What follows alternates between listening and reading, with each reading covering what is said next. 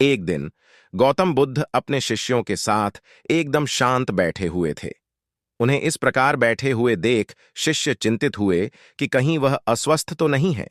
एक शिष्य ने उनसे पूछा कि आज वह मौन क्यों बैठे हैं, क्या शिष्यों से कोई गलती हो गई है।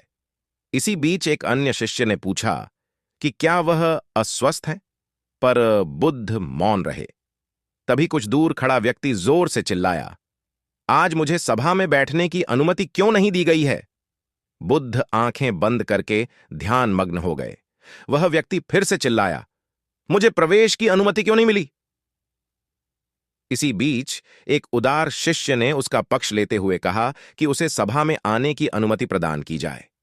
बुद्ध ने आंखें खोलीं और बोले, नहीं, वह अछूत है, उसे आज्ञा नहीं दी जा सकती।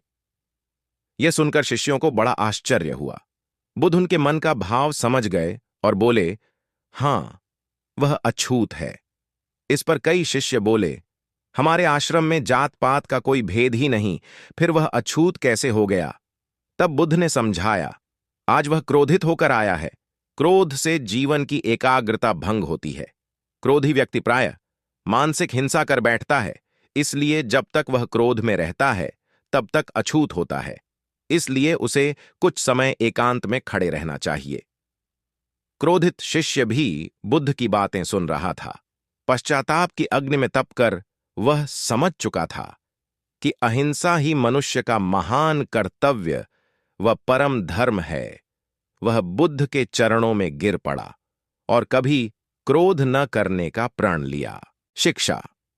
आशय यह है कि क्रोध के कारण व्यक्ति अनर्थ कर बैठता है और पश्चाताप उसे बाद में होता है, जिसका कोई लाभ नहीं मिलता। इसलिए हमें क्रोध नहीं करना चाहिए।